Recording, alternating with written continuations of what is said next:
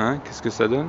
Ouais, c'est pas terrible, mais je veux dire, c'est pas grave en soi parce que c'est ce que tu disais ce matin, c'est l'entrée. Hein. Donc l'entrée, c'est pas. L'entrée, c'est entre le Ouais. dedans et le dehors. C'est l'entrée. Et généralement, toutes les marches ou les accès, cathédrales et autres, tu as des réseaux. C'est-à-dire, tu as des choses difficiles. C'est-à-dire, il faut y aller, mais il faut faire un effort pour y aller. Tu vois. Ok. Donc tu as des réseaux qui te pètent les genoux, si je puis dire. Dans ta montée, il faut faire un effort pour aller plus loin, parce que c'est pour interdire l'accès à ceux Ouais. qui ne font pas l'effort euh, Ouais. qu'il faut.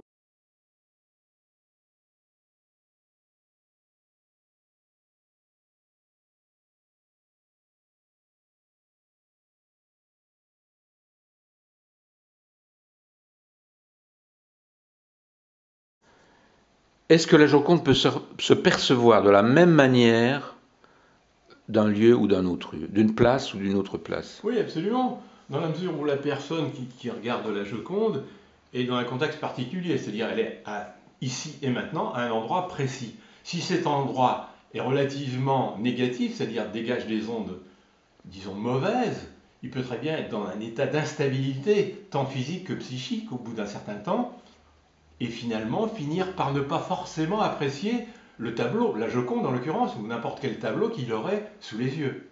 Je veux dire que ce qui conditionne sa perception, sa réception de l'œuvre quelle qu'elle soit, dépend tout de même de son statut physiologique, c'est-à-dire donc du lieu où il est situé, lui, en tant que regardeur. Est-ce qu'il faut absolument, entre guillemets, une œuvre, une Joconde, pour que la chose se manifeste? Je ne pense pas. Ah, toute la question est là.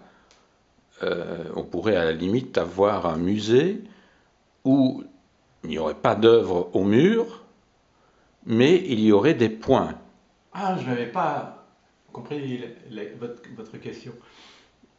Il y aurait des points d'ancrage au sol qui feraient qu'à un certain moment, les choses, cet état particulier pourrait se déclencher.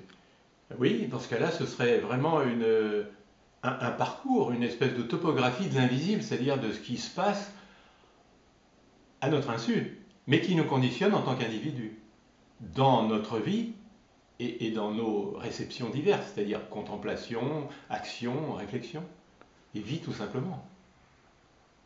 Donc on pourrait concevoir que l'œuvre d'art est en réalité une béquille qui nous permettrait de nous ancrer dans cette réalité métaphysique dont vous pressentez la réalité. Mhm, mhm. Oui, je pense tout à fait ça. Je veux dire, on est conditionné de par notre situation, par le lieu, par l'état d'esprit, mais cet état d'esprit est conditionné par la globalité de l'entourage, l'environnement au sens large. Alors qu'est-ce qui fait qu'un lieu spécifique, donc un endroit spécifique, est porteur de cette charge, comment pourrait-on l'appeler, tellurique? Oui, mais disons que dans le sous-sol, il y a beaucoup de choses, entre autres. Il y a éventuellement déjà la qualité de la terre, enfin, ça peut être, si c'est du granit ou du sable ou de l'argile, je veux dire, la réaction n'est pas la même par rapport à la physiologie humaine ou animale, tout simplement.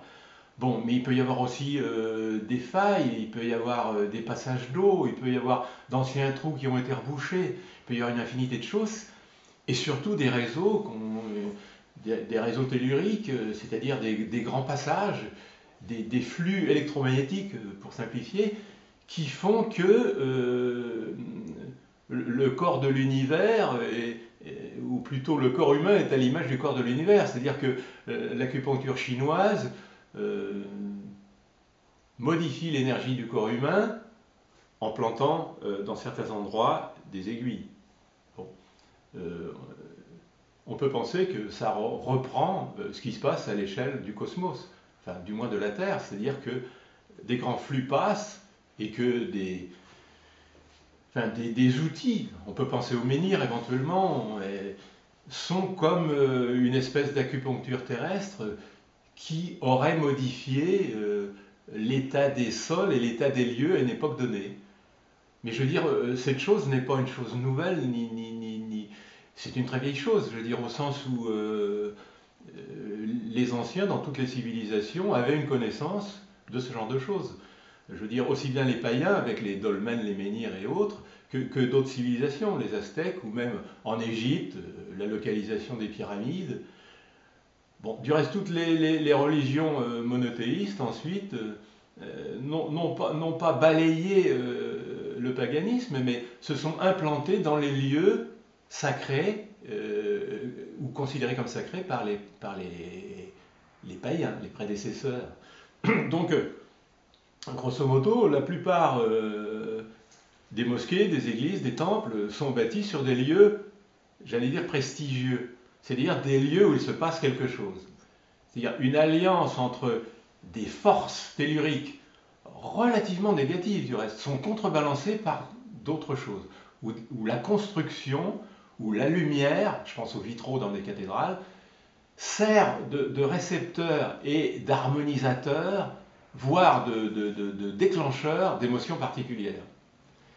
En allant plus loin, je veux dire, un certain nombre d'églises romanes ou gothiques ont été construites, mais je veux dire, il y a un risque à entrer dedans.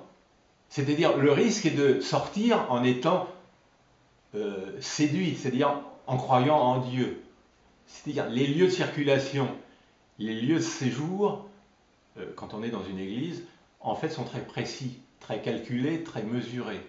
Ce qui veut dire qu'il y a un risque à entrer dans une église, à ressortir croyant. Et je peux faire le parallèle avec un musée d'art contemporain qui se... Absolument.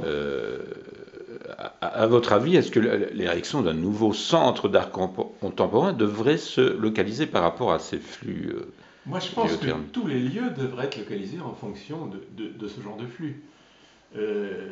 On peut penser effectivement, bon, on parlait des églises, on peut aller d'une manière beaucoup plus prosaïque, on parlait des hôpitaux.